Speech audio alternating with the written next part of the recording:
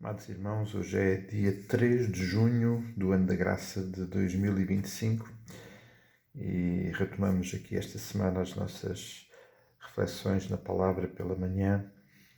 E o texto que o Senhor trouxe aos nossos corações no passado domingo, na continuidade daquilo que temos estado a meditar no Sermão do Monte, é o texto de Mateus capítulo 7, do versículo 1 ao versículo 12.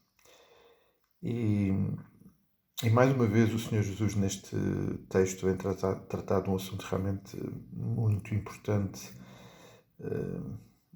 muito presente nas nossas vidas, no nosso viver diário, um assunto que, sem dúvida nenhuma, é fonte de dificuldades e por isso o Senhor Jesus, estando a cuidar e a tratar do coração dos seus filhos, dos seus discípulos, dos filhos amados do Pai, dos cidadãos do Reino, trata deste assunto.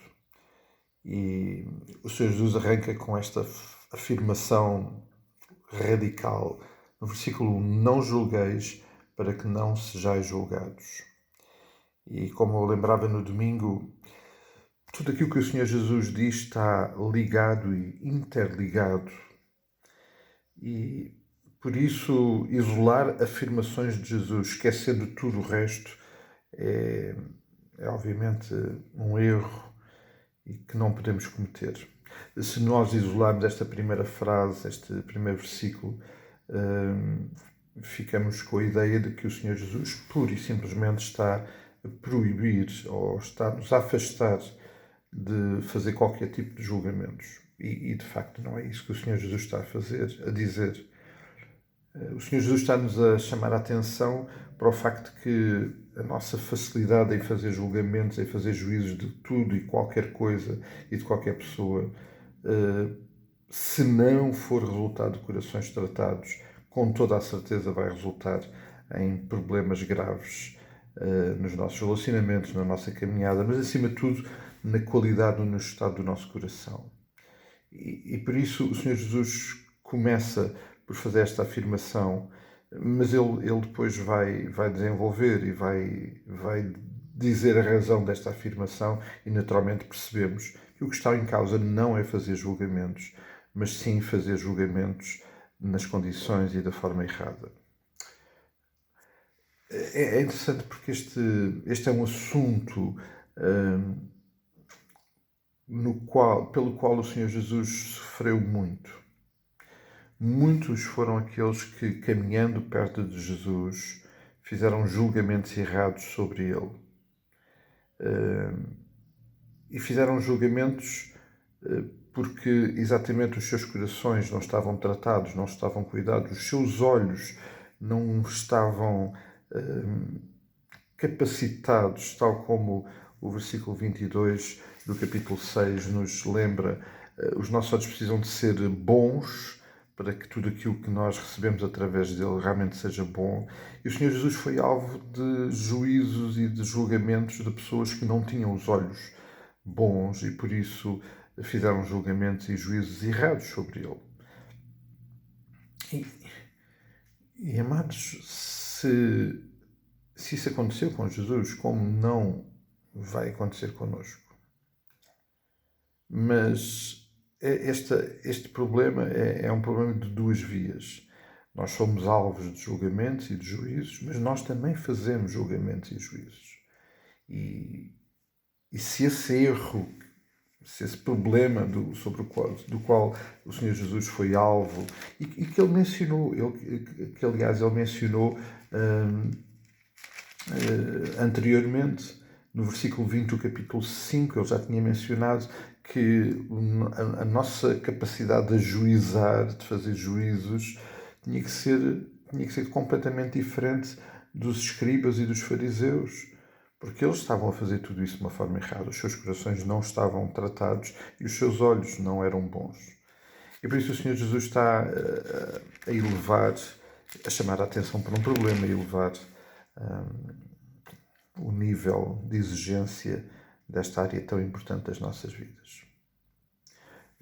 Na sequência, o Senhor Jesus vem dar este exemplo, esta imagem muito gráfica de que se eu com facilidade identificar um cisco no olho daquele que está perto de mim, eu tenho primeiro de considerar se o meu próprio olho não está com um problema de ter alguma coisa que esteja a toldar ou impedir que a minha visão seja boa.